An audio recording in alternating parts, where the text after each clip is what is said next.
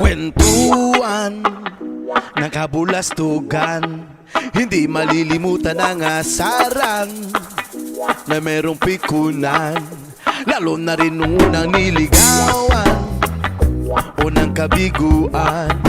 At dyan nagseseryoso ang usapan at pagdadamayan na tunay at tapat na kaibigan. O mga buwang